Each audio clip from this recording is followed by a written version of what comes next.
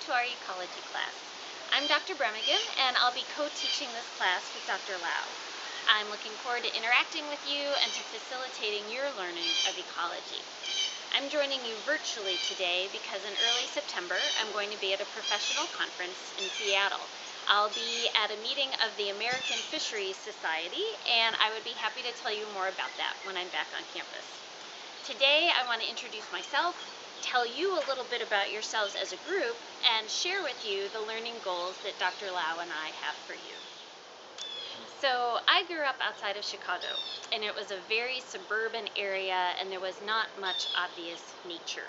And I think that's why the family trips I went on as a kid were so influential on me. We used to drive from Illinois to Montana to go to the mountains. And those trips really instilled in me a love for the outdoors and a curiosity about nature and a desire to protect it. And that's in part why I decided to be a biology major as an undergrad.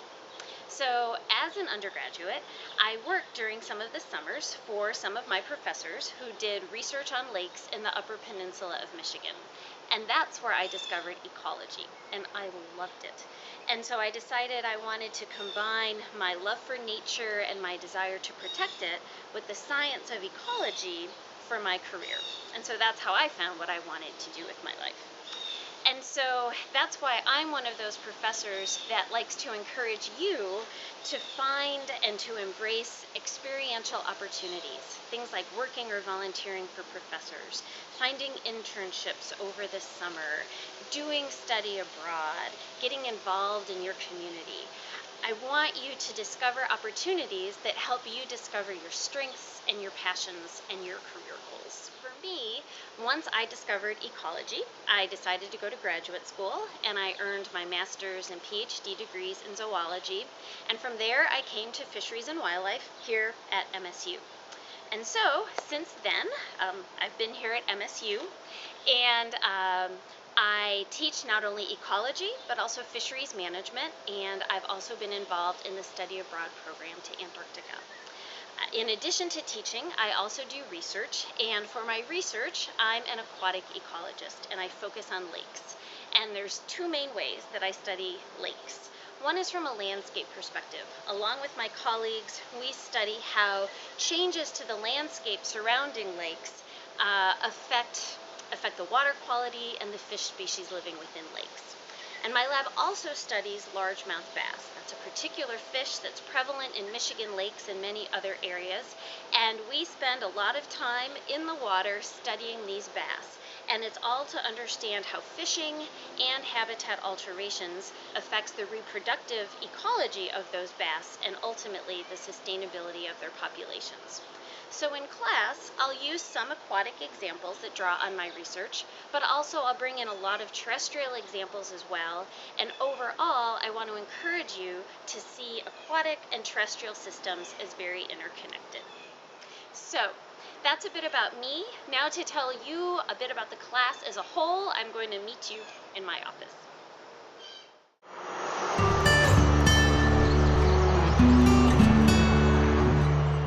Hi again, everybody. Welcome to my office. My office is in the basement of the Natural Resources Building, which is on the southwest corner of Wilson and Farm Lanes. So I encourage you to come by and feel free to meet with me to ask questions about the course or about ecology in general. Now, with more than 200 of you, unfortunately, we can't do individual introductions of you today, but we want you to know that we respect you as individuals and that we do want to get to know you as well.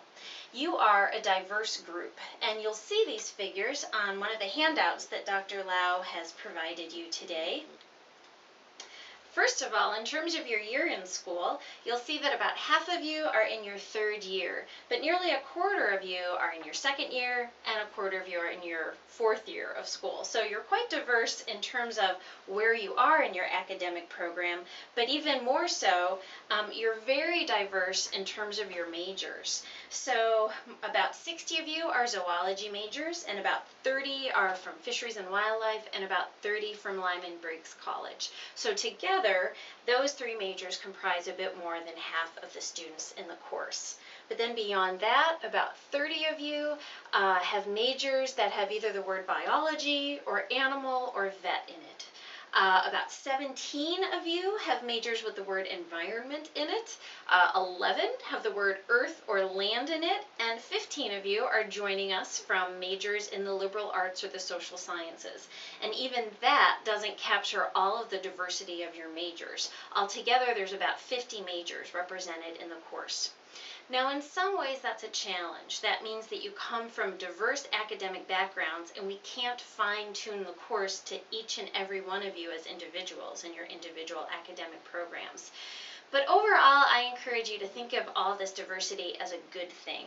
It means that within our class, we have a wide diversity of interests and perspectives, and in reality, the world needs that in order to tackle the challenges that are facing society today. And ecology needs that to tackle challenges such as global climate change and invasive species and land use change. You'll also see on your handout that we've provided a slide that shows you some of the reasons that Dr. Lau and I really love ecology as a career. And we wanted to share those with you. Now, we hope that you learn a lot in this course. We hope that you find it both challenging and rewarding. We know that each of you won't choose ecology as a career, and that's okay. But we hope that you develop an understanding of what ecology is, what sorts of research approaches ecologists use, and how ecology and ecological knowledge can contribute to solving some of the really major problems facing society today. I hope you have a great set of first classes with Dr. Lau, and I truly look forward to meeting with you on September 13th. At that time, we're going to consider the great diversity of life on the planet and the great diversity of climates on Earth and how they're interrelated. Till then, take care and go green.